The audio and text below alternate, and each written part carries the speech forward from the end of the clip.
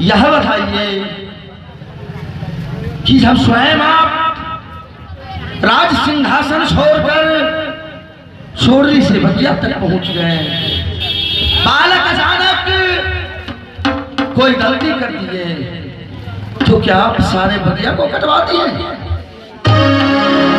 क्या यही आपका राजनीतिक है? क्या यही राजा का कर्तव्य होता है कि तनिक सी बात हो गई पूरे बगीचा कटवा दो, राजताज को नहस करवा दो? ये कहाँ की राजनीति हुई चाचा जी? बेटा, ये तुम भी तो प्रण किया है कि सत्यनारायण भगवान का पूजा करके 5 या उसमें से बाभन का जमना जमा करके इसके बाद में पूरे खानदान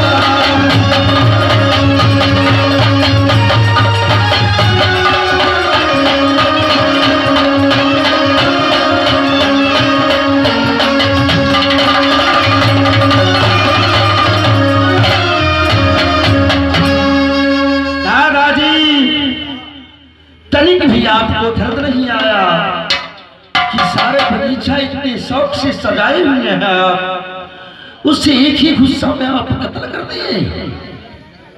बेटा, ये तुम नहीं जानते हो, रे बेटा अल्लाह गया, एक आम चू करके धरती में गिर गया।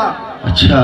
बेटा मुख में लगा लिया, तोड़ चमेटा कागा मारा, 32 दांत का हिला दिया। दादाजी पीठी का ढाल उड़ा दिया। दादाजी आप ये सोचे होते कि कागा बड़ा है आल्हा छोटा, बड़े होकर अगर एक चाट लगा दिया तो राजनीति है तो कोई गलती नहीं होती है। एक चाट नहीं, पिट्ठी का ढाल उड़ा, क्योंकि इसके साथ साथ मेरा भी प्रतिज्ञा था कि जब तक मैं 5 वद्या ब्राह्मण को जमाने की बाद मैं नहीं जमाऊंगा तब तक ये दुनिया का लोग कोई नहीं जमा सकता है। इसलिए आप मेरे प्रतिज्ञा को खंडन किए हैं दादाजी। या बताइए कि ये बगीचा सिर्फ आपका है कि मेरे बाबा दादा का भी है? रे जितने सोही में जितने खानदान का है वो सबका है।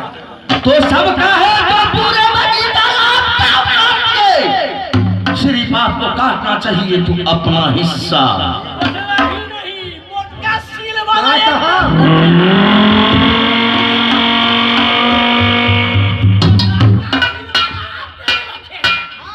नहीं जानते हो झगड़ू? रे अपना हिस्सा मैं कैसे कटा दूं? पूरा बगीचा का मैं कटवा दिया। पार पार पार बगीचे को बातें करके मेरे खपड़िया को अत्री मत ढीला कीजिए बुढ़ा।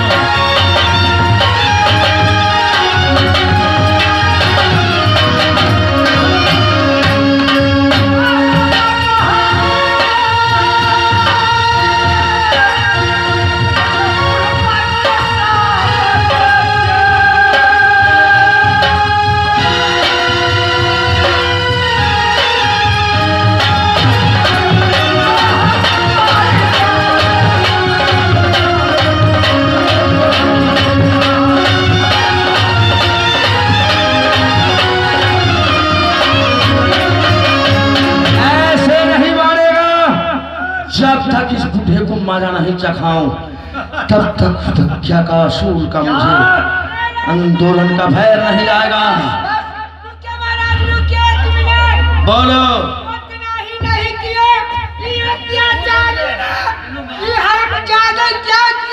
क्या किया? सील अपने रख लिया है। अच्छा। और पहुनी पुत्री अपने हिस्से में दे दिया है।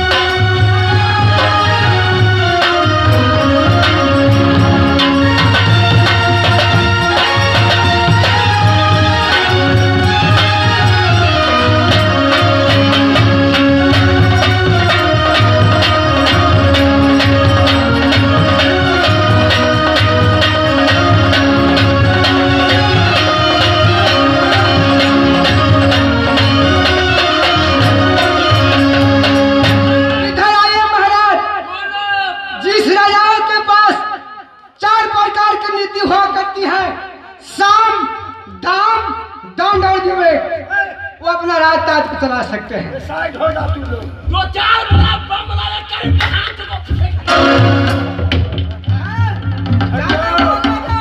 तुम्हें क्या विचार है? मेरा विचार है प्रतिशोध।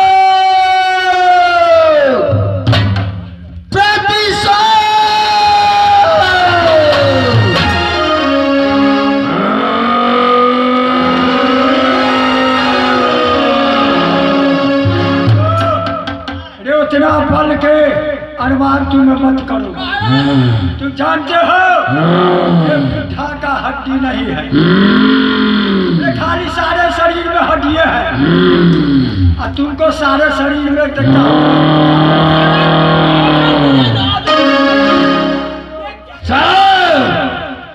मैं प्रतिशोध का बदला लेना चाहता हूँ। प्रतिशोध का बदला। तैयार हो जा। तैयार हो जा।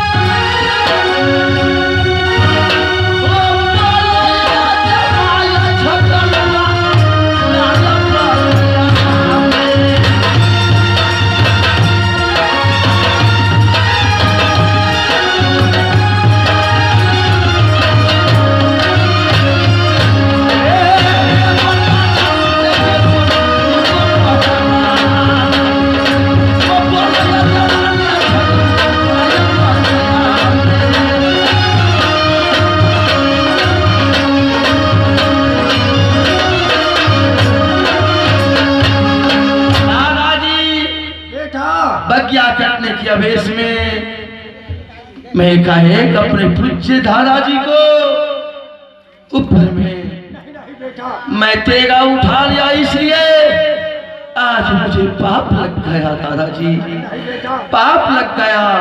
माफ कर दिया बेटा।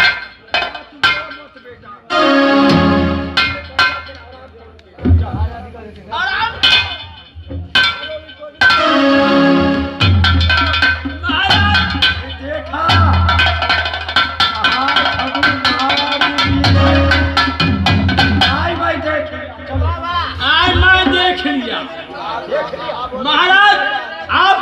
जिंदा नहीं छोड़ना चाहिए। एक कपड़ा है तो बेटा है, नहीं जानते हो? बेटा 10 प्रकार की बेटा होता है, 5 प्रकार की बेटा होता है, 3 प्रकार की बेटा होता है, एक नेगेटिव होता है, उसी प्रकार एक मास्टर होते हैं, एक किरतिया होता है, उसी प्रकार 10 बेटा होता है। कैसा कैसा बेटा होता है आप सोच लीजिए।